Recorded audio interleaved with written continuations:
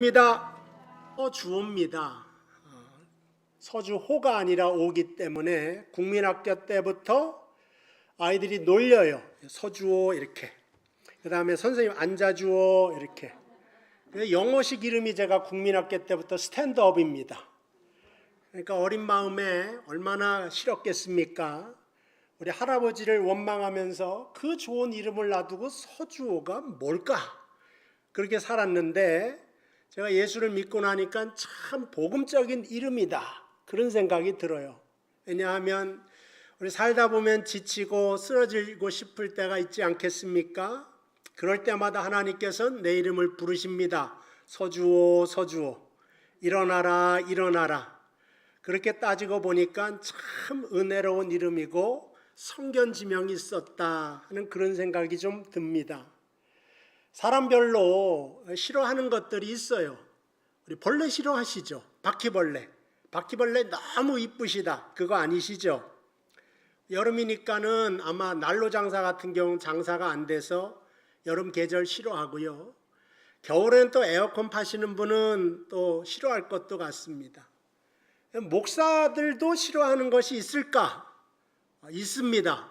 제가 가르쳐 드릴게요. 뭐냐 하면은 설교 시간에 조는 사람 정말 싫거든요. 그래도 이쪽이나 저쪽이나 안 보이시니까 살짝 꾸벅꾸벅 조시는 건 이해가 되는데 요 정면으로 있으신 분 여기가 로얄 박스예요. 그야말로 특별히 요 앞에 계신 분 여기서 꾸벅꾸벅 조시면은 바로 내려가서 흔들어 깨우고 싶어요. 그거를.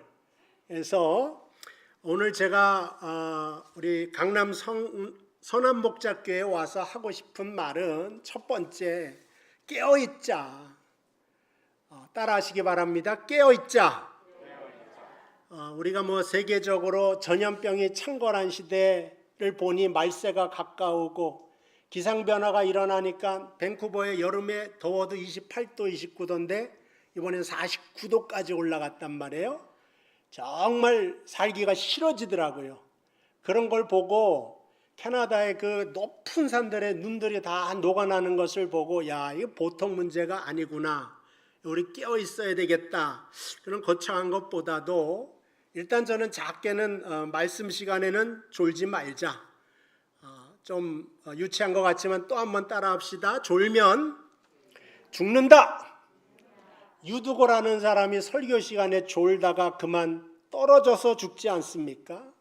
근데 그 설교자가 그때 강사가 누구냐? 사도 바울입니다. 야, 대단하죠. 바울이 설교를 하는데 졸다가 떨어져 죽었는데 바울이 기도로 다시 살려냅니다. 제가 이 말씀을 보고 깜짝 놀라면서 위로받는 것은 뭐냐? 그동안 설교 시간에 졸면 내가 준비를 못했구나 이런 생각을 가졌는데 야, 바울이 설교하는데도 졸아? 졸 사람은 졸게 되어져 있는구나. 그러면서 이제 제가 위로를 받았다고 하는 것입니다. 두 번째 이제 하고 싶은 거는 담대해야 된다 하는 말씀을 드립니다. 담대함이 어디서 오는가? 하나님이 나와 함께 하신다 하는 것 속에 담대함이 나옵니다. 제가 시애틀에서 맨 처음에 이제 이민교회 목회를 하는데 그 다음에 시카고로 갔어요. 왔다 갔다 조금씩 합니다. 근데 여러분들은 국제선 타면 큰 비행기지만 제주도 가는 건 조그만 비행기잖아요. 미국에서도 국내선은 조그매요. 두 줄씩. 근데 시카고는 그 윈드 오브 시티라 그래서 바람의 도시야. 정말 바람이 많이 불어요. 왜냐? 산이 없기 때문에 막히는 데가 없으니 바람이 막 불기도 하고 1년 내내 바람이 부는데 비행기를 타고 가는데 잠자는데 흔들흔들 하더라고요. 그래서 야, 이게 웬일인가? 비행기도 조그만데 그러더니 이제 영어로 샬라샬라샬라 막 뭐라 그래요. 그래서 위험하니까 안전벨트 매라는 소리인가 보다. 그걸 알아듣고 했는데 조금 있다가 또 우당탕 소리가 나더니 마스크가 확 내려와요. 마스크가 내려왔다니까요. 산소 마스크. 이건 무슨 뜻이에요? 떨어질지도 모르고 넌 오늘 끄실지도 몰라. 그런 뜻이란 말이에요. 그러니까 순간적으로 제가 옆 사람을 안 볼래야 볼 수가 없잖아요. 보니까 그 공포에 질린 눈을 잊을 수가 없다고요. 근데 이상하게 저는 그때 마음의 평화가 오더라고요. 차분해지면서 내가 오늘이 드디어 하나님 만나는 날이구나. 그래, 천국 가는 날이다. 오늘 나를 부르시는구나. 그런 생각과 더불어서 제대하면은 우리 남자분들 제대할 때 남아있는 사람 보고 불쌍하다. 내가 너 같으면 자살한다. 그러고 제대를 하셨지 않습니까? 그러니까는 세상에 남아있는 사람들은 참 힘들겠다. 나는 좋은 천국에 간다 하는 심정으로 있으니까 이 마음에 담대함이 생겨요. 그건 바로 뭐냐? 우리가 하나님 아버지에 대한 믿음을 가슴속에 품고 살 때 여러분 속에 하나님은 담대함으로 역사하시는 줄로 믿습니다. 근데 앞을 보니까 번쩍번쩍 하더라고요. 보니까 스님이세요. 그래서 저는 순간적으로 딱 드는 게 저 스님이 오늘 나 때문에 시카고의 공항에 무사히 착륙할 걸 과연 알까? 그런 거예요. 오늘 죽으면 죽는데 하나님의 뜻이 나를 죽지 않게 하기 위하여서 오늘이 날이 아니라면 이 비행기를 살려두실 것 아니겠습니까? 그러면서 저 스님을 보니까 저 스님이 오늘 나 때문에 시카고 오헤오 공항에 무사히 착륙할 것을 과연 알고 계실까? 그런 생각이 들면서 마음속에 하나님과 동행하는 사람의 모습이 참 좋구나 그런 생각이 들어요. 여러분 우리가 어딜 가든지 담대하게 나아갈 수 있는 것은 하나님이 우리를 복의 근원되게 하셨기 때문입니다. 요셉의 복을 아시죠? 요셉이 구원을 받게 되니까 가족이 구원을 받고 요셉의 구원으로 애굽이 구원받고 모든 나라가 구원을 받지 않습니까? 그러니까 여러분들도 그러한 영적인 자신감을 가지고 살아가야 됩니다. 오늘 저 서주호라고 하는 이름으로 이곳에 이 교회에 온 것은 아무것도 아니죠. 그런데 하나의 하나님께서 쓰시는 종이 이 교회에 방문했다고 하는 것은 하나님이 펼쳐 보이실 복이 있기 때문에 여러분들에게 나누어 주시고 베풀어 주시고자 하는 말씀의 복이 있기 때문에 저를 이곳에 있게 하신 것이고, 그렇다면 저하고 여러분들은 오늘 이 시간 하나님의 복의 중심에 있는 것을 믿으시기를 바랍니다. 세 번째는요, 그러니까 여러분들이 주님을 사랑해야 됩니다 하는 말씀을 전하려고 이 자리에 섰습니다. 여러분 오늘 디베랴 바닷가에 예수님의 제자들이 그물질을 하고 고기를 잡는데, 이 제자들은 자신의 온 재산 배와 그물을 버려두고 예수를 따라갔어요. 한마디로 전 인생을 걸고 예수님을 따라갔는데 그만 예수님께서 십자가에 달려 돌아가신 것입니다. 그리고 나서 디베랴 바닷가에 다시 와서 옛날에 어부지를 하는데 그날 밤에 밤이 새도록 고기를 잡았지만 한 마리도 잡지 못하였다고 하는 것입니다. 베드로와 여러분들을 비교해 보시기 바랍니다. 저하고 여러분의 생애도 얼마든지 이러한 제자의 삶을 살 수가 있어요.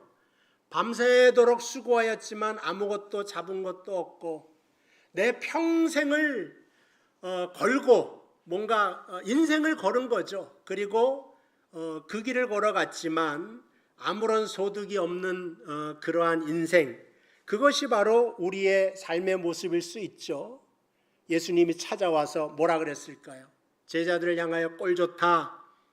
나를 부인하고 배신하고 기껏 온다는 것이 여기냐? 거기다가 고기도 못 잡냐?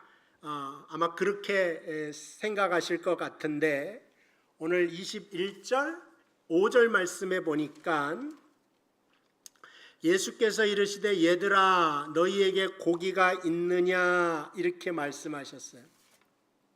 여기서 조롱하거나 비난하는 모습이 아니라 얘들아 파이데이야, 이거는 엄마가 아이를 부르는 가장 다정다감한 소리로 이 제자들을 부르고 있는 것을 볼 수가 있습니다. 우리에게 아무것도 없습니다. 제자들이 말했을 때 그물을 오른편에 던져라. 그리하면 거두리라. 그래서 그 그물을 건진 다음에 거두었는데 거두어낸 고기의 숫자가 153마리였다는 것입니다. 근데 여러분 좀 생각해 보세요. 153마리나 됐어? 엄청나게 잡았다. 만선이다. 글쎄, 저는 생각할 때 153마리가 만선이 되나? 그런 생각이 들어요. 옛날에는 그랬을지 모르겠지만 베드로 물고기는 손바닥만 합니다.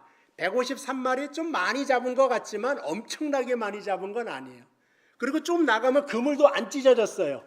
근데 우리는 그걸 만선으로 한단 말이죠. 왜 그러냐? 153마리라고 하는 숫자를 딱 쓰여져 있는 것은 의미가 있는데 갈릴리 바다의 물고기의 종류가 얼마큼이라고 알려져 있느냐? 그건 153종류가 된다. 그렇게 쓰여져 있단 말이죠. 그렇게 사람들이 알고 있습니다. 그러니까는 온전함을 말한다. 153은 충만함을 이야기하는 겁니다. 빈 배 속에 있는 제자, 빈 그물만 가지고 있는 제자들, 그 속에 예수님께서는 온전함과 충만함으로 역사하셔서 그 배들을 다 채우신 것을 알 수가 있습니다. 오늘 제가 여러분 앞에 153마리의 기적이 제자에게만 일어나는 것이 아니라 반드시 기대와 소망을 가지시고 주여 내 인생 속에서도 153마리의 기적이 나타나게 하시옵소서. 그대로 이루어지기를 주님의 이름으로 축복을 드립니다.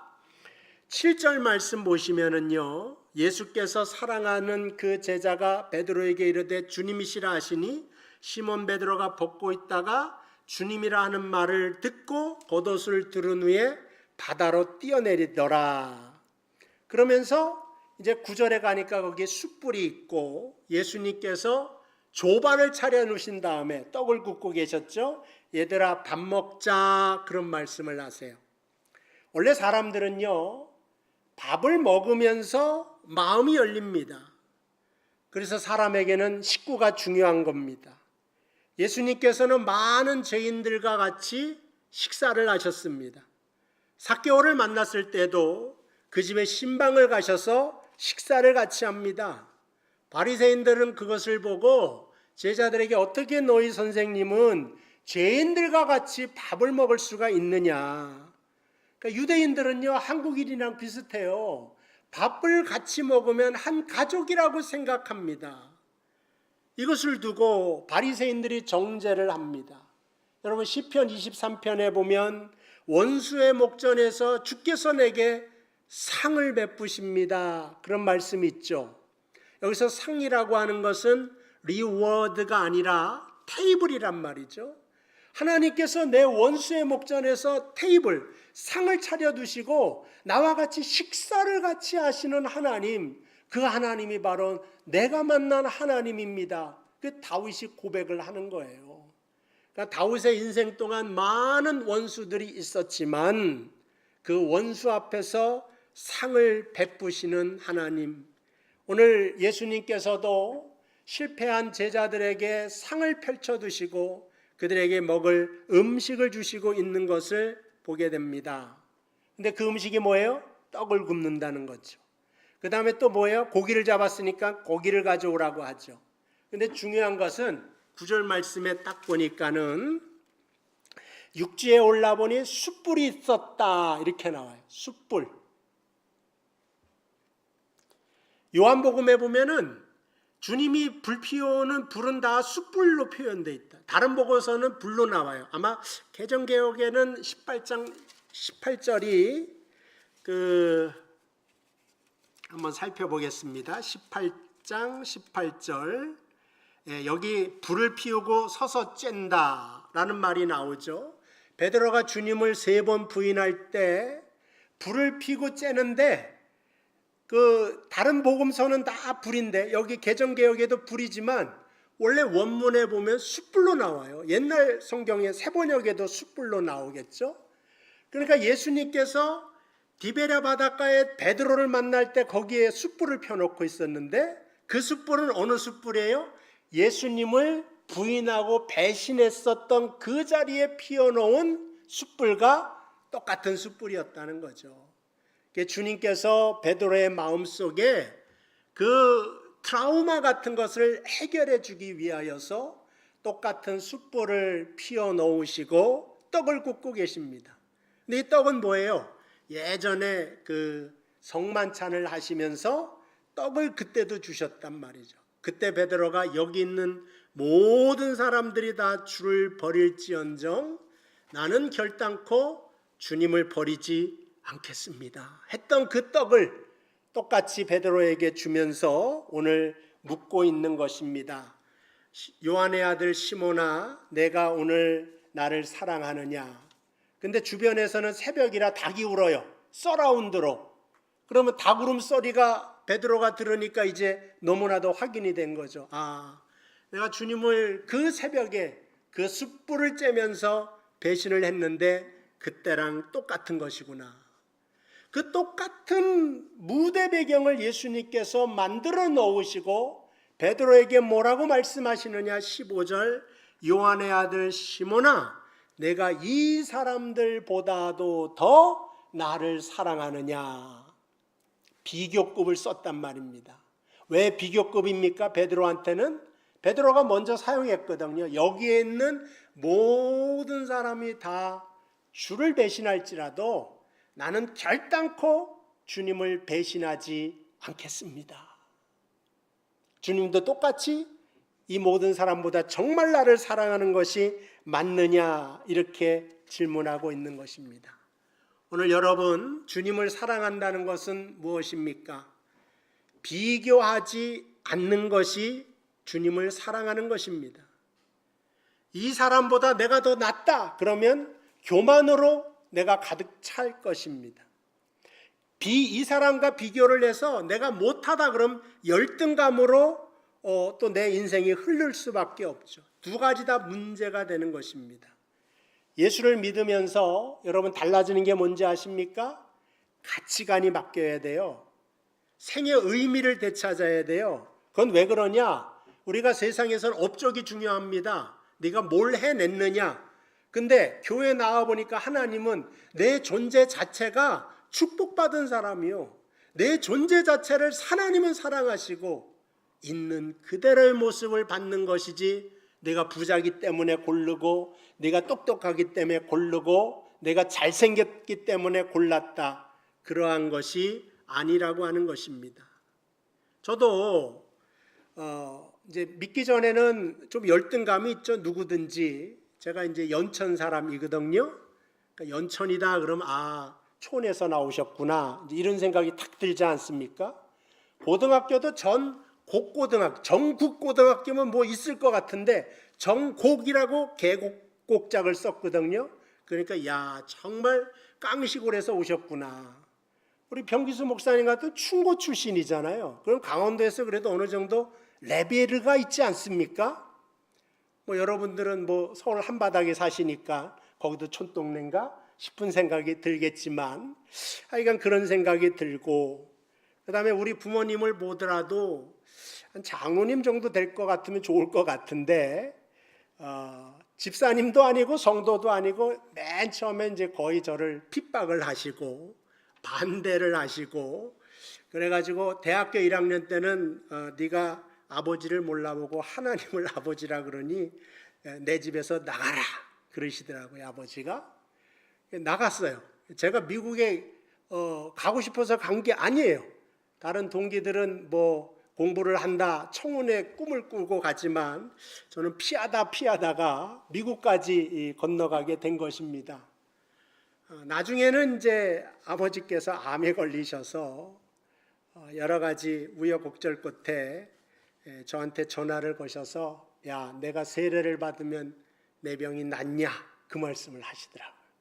그래서 낫습니다. 그렇게 말씀을 드렸어요. 그런데 낫을까요? 안 낫을까요? 안 낫죠. 영화 같은 일은 이제 영화관에서 있는 것이고.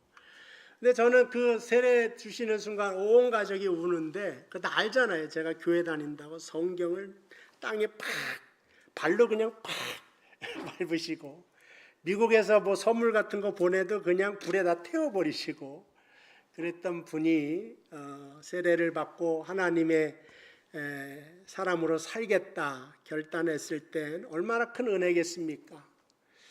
근데 지금 와서 또 생각하니까 그때는 하나님 믿으려고 그랬나 보다 생각하는데 그것도 아닌 것 같아요. 아버지로서 아들이 목사인데 내가 혹시나 방해가 될까 봐 자신이 평생 가지고 왔던 그 신념과 같은 것, 불신앙이거든요. 그것을 다 내려놓고 내가 세례를 받고 하나님의 사람이 되어야 되겠다.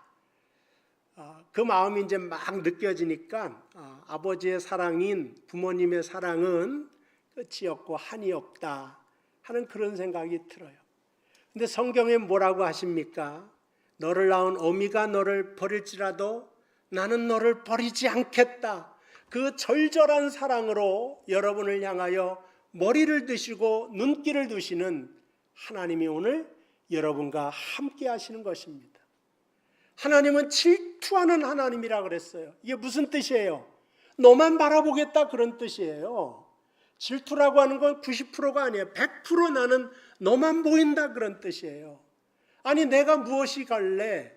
천지 만물을 창조하신 하나님께서 나를 앞에 두고 너만 바라보겠다 질투하는 하나님이 되시면서 당신의 사랑을 그건 고백을 하시는 거거든요. 내가 너를 이렇게 사랑하겠다. 그 사랑으로 주님께서는 제자들을 찾아오셨듯이 여러분을 찾아오셨고 여러분을 뽑아주시고 골라주시고 선택하셨는데 여러분들이 열등감이 있어서야 되겠습니까? 눈을 들어 주를 바라보면서 영적인 자긍심과 자신감으로 살아갈 수 있는 여러분 되시기를 주님의 이름으로 축복을 드립니다. 하나님이 원하시는 것입니다. 하나님의 뜻이 무엇입니까? 내 가슴속에 불타오르는 믿음이 있다면 그것이 영적인 자신감으로 세상에 나아가기를 원한다. 여러분 엘리야는 불의 종입니다. 근데 왕상 19장 4절에 보니까 자기 자신은 광야로 들어가 하루길쯤 가서 한 로뎀나무 아래 앉아서 자기가 죽기를 원하여 이르되 여호와여 넉넉하오니 지금 내 생명을 거두시옵소서. 내 조상들보다 낫지 못하나이다. 뭐예요? 내 조상보다 낫지 못하다고 비교를 하니까 죽고 싶습니다. 이렇게 된다고요. 오늘 제가 여기에 나와서 뭘 말하고 싶은지 아세요? 비교하지 말고 나의 독특한 특성, 특별하게 나를 바라보시는 하나님의 눈동자로 바라보시라는 겁니다. 저도 목사로서 이 세상을 살아갑니다. 며칠 전에 조용기 목사님 돌아가셨죠. 하늘나라 가셨는데 제가 그 목사님이랑 저를 바라보면 얼마나 열등감에 제가 살겠습니까? 뭐 처음부터 끝까지 따라갈 수 있는 게 하나도 없으면 왜 태어났는가? 그냥 나 같은 사람은 무능한 사람이 내가 왜 살아가나? 왜 밥은 먹나? 그게 하나님 뜻일까요? 그렇지 않습니다. 목사라고 하는 의미에서 조용기나 서주어나 같은 거예요. 조용기는 제일 사랑하는 거지만 서주어는 최고로 사랑하시는 거라. 하나님은 최고가 많아요. 그게 가능하세요. 그 사랑으로 오늘 여러분들을 초대하고 있는데 그 사랑의 자리에 아멘으로 달려나오게 되기를 주님의 이름으로 축복을 드립니다. 내가 뭘 했나? 업적이나 찾고 내가 무슨 차를 몰고 다니나? 내가 몇 봉짜리 아파트에 사나? 이런 비교는 하나님 앞에는 아무것도 아니고 해서도 안 된다 하는 거죠.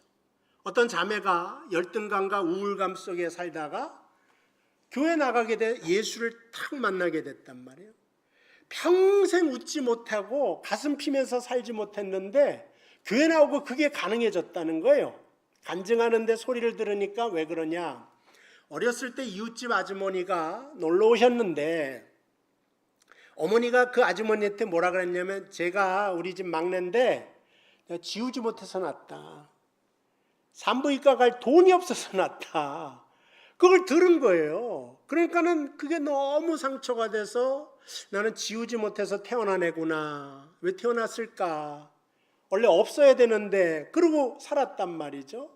근데 교회에 오면서 하나님의 말씀을 탁 보게 나니까 거기에 따르면은 어머니가 지우지 못해서 태어난 내가 아니라 하나님이 막으셔서 이 땅에 태어나게 된 사람이 바로 나구나. 얼마나 하나님께서 나를 사랑하시면 그때 우리 어머니에게 돈을 아주 씨가 마르게 해주셔서 나로 하여금 말이야 여기에 태어나게 하셨으니 하나님이 뽑으시고 하나님이 골라주셨으니 할렐루야.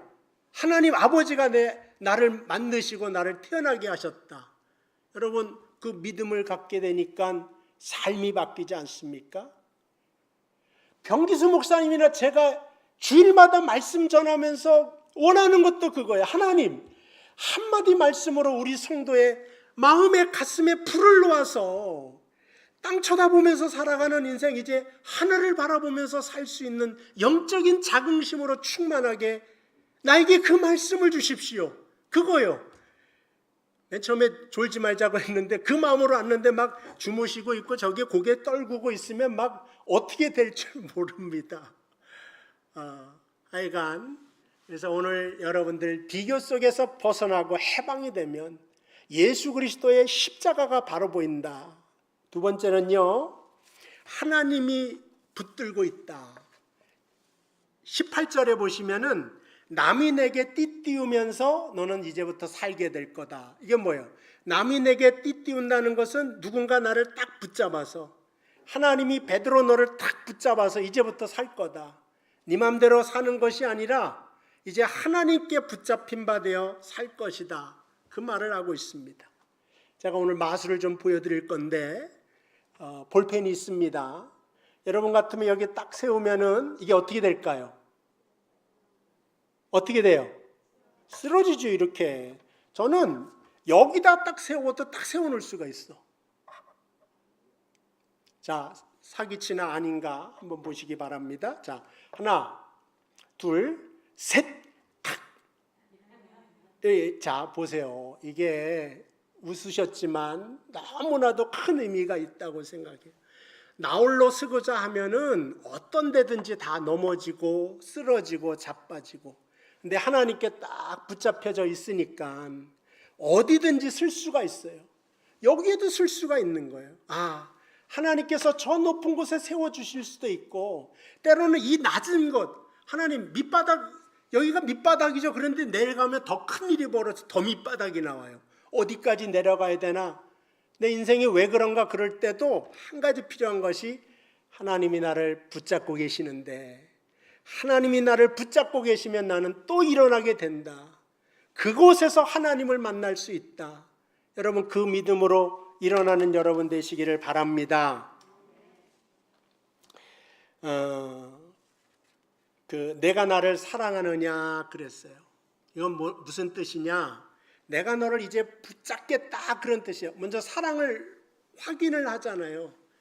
아가페스메 그랬어요. 여러분 아가페오의 사랑 아시죠? 신적인 사랑으로, 헌신적인 사랑으로, 목숨을 주는 사랑으로 아가페스메 내가 나를 사랑하느냐? 그때 필레세 그랬어요. 나는 그 형제의 사랑으로, 우정으로, 의리로서는 주님을 사랑하겠습니다.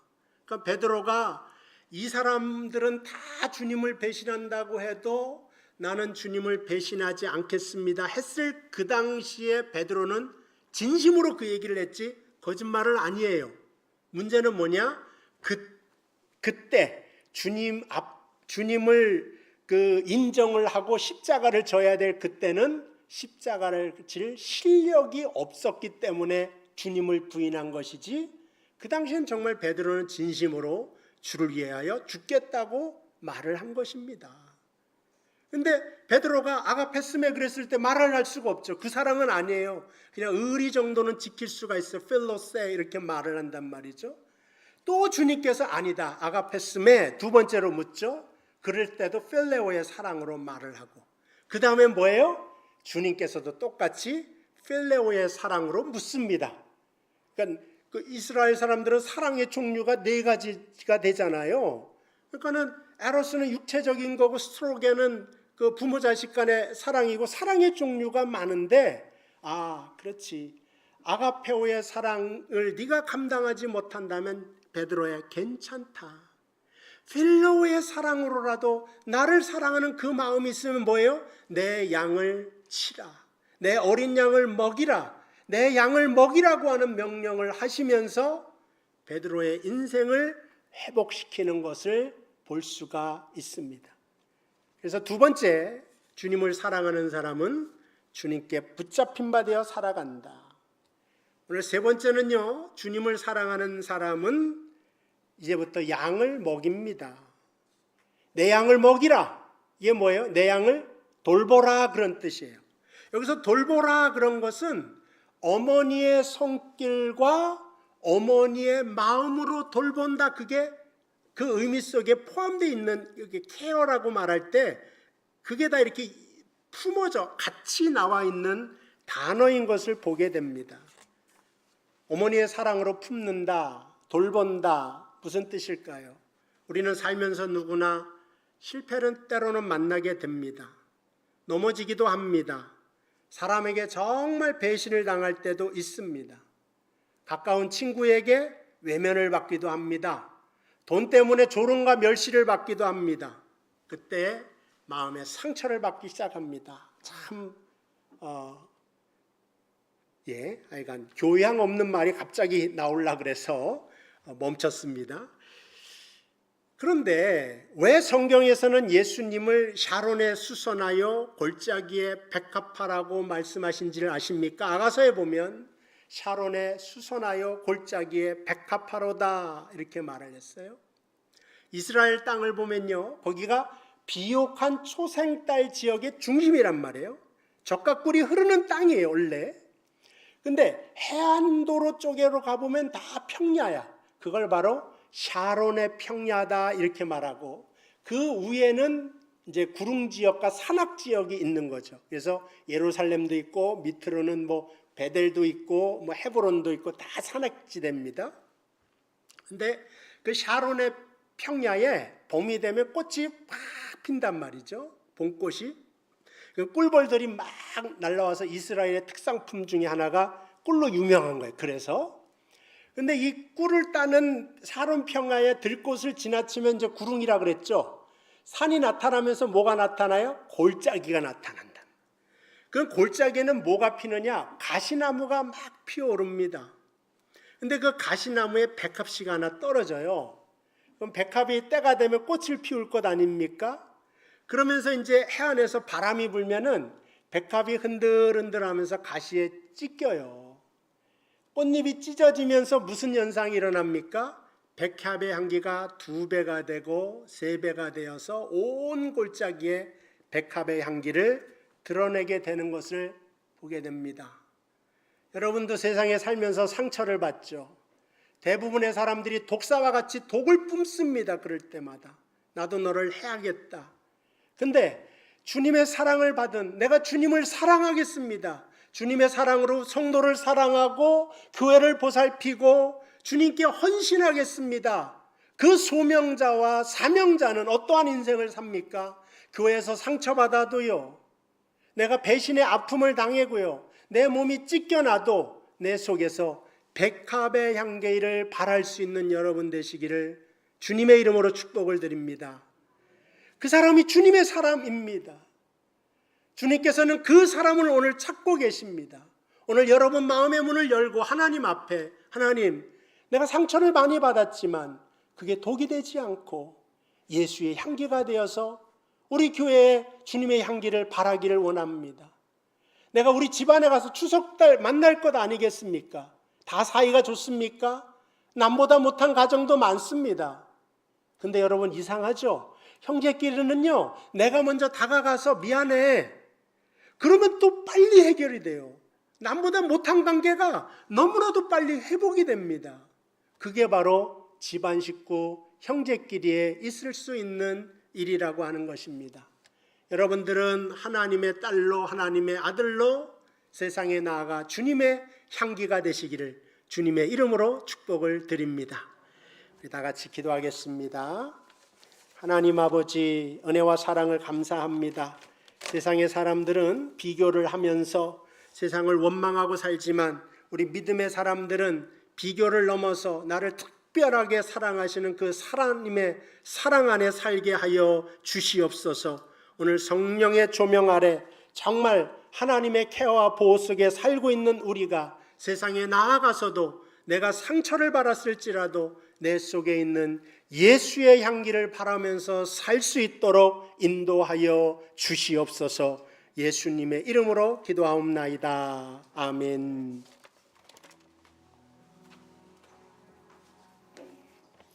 자, 이 시간에 우리 찬양합시다.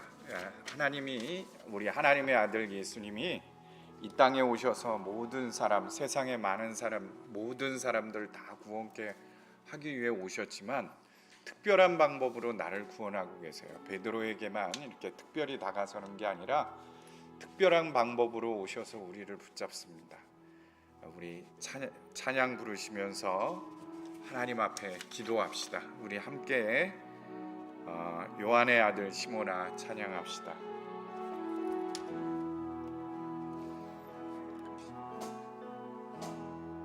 요한의 아들 시모나,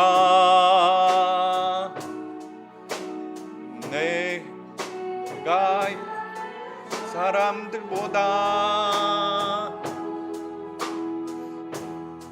나를 더 사랑하느냐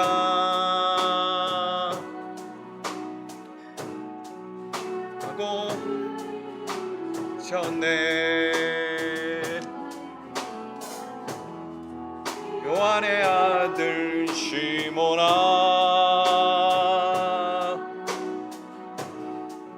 내가 많은 사람들보다 나를 더욱 사랑하느냐 하고 주님은 물으셨네. 그때 나는 주께 대답했네. 내가 주를 사랑하는지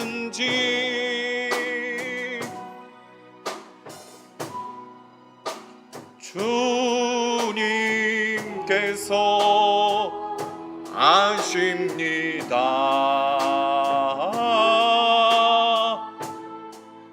주님께서 내 마음 아시리.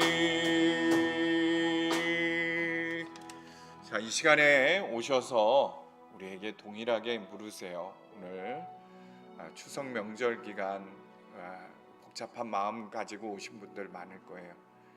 또 낭망하고 지친 마음 가지고 오신 분들, 또 여러 가지 어려움에 있으신 분들 계실 거예요. 그럼에도 내가 나를 사랑하느냐 주님이 물으십니다. 특별한 방법으로 우리를 붙드시기 위함이에요. 주님, 내가 주를 사랑하나이다. 베드로와 같이 고백하는 이 시간 되었으면 해요. 우리 함께 간절히 기도합시다. 우리 함께 기도하겠습니다. 주님, 주님께서 함께 하셔서 이 시간 찾아오셔서 우리를 붙드시는 주님, 내가 주님 앞에 고백하길 원합니다. 베드로와 같이 새롭게 주님께 붙들리길 원합니다. 하나님께서 함께하여 주십시오. 주여, 나를 위하여 준비한 만찬에 내가 들어가길 원합니다. 주님 붙들어 주시옵소서. 우리 성도들이 주님 붙들고 주님 앞에 붙들리는 시간이 되게 하소서. 지금까지는 내가 주님을 이끌어 왔으나 이제는 내가 주님께 온전히 붙잡히고 주님께 붙들려 사는 인생 되게 하여 주십시오. 거룩하신 하나님 붙드시고 일으켜 주옵소서. 오늘 나온 모든 성도를 특별히 사랑하시는 주님, 오늘 음성이 주의 음성이 되게 하시고 주께서 만지시고 일으키는 시간이 되게 하여 주십시오. 거룩하신 하나님 붙들어 주소서. 성도 한 사람 한 사람을 붙드시고 세워 주소서. 오 주님, 감사합니다. 하나님 인도하시고 붙들어 주소서. 주여 위로하시고 붙들어 주소서. 주님 이끄소서. 거룩하신 하나님 감사합니다. 사랑과 은혜가 충만하신 주님, 추석 명절 주님의 음성 듣게 하시니 감사합니다. 세상 가운데 너무나 지치고 상한 심령으로 왔습니다. 무너지고 깨어진 심령으로 왔습니다. 베드로와 같이 지금까지 내가 주님을 이끌고 가려고 여기까지 왔습니다. 그러나 주님, 이 시간에 주님의 음성 듣고 주 앞에 붙들리길 원합니다. 내가 주님 이끌어가는 것이 아니라 주님이 나를 사로잡고 나를 붙들어 이끌어가는 인생 되게 하여 주십시오. 주님께서 함께 하셔서 특별히 사랑하시는 주님, 나를 특별히 사랑하시는 주님, 주님의 손길로 나를 만져 주소서. 나를 치유하시고 회복시켜 주시옵소서.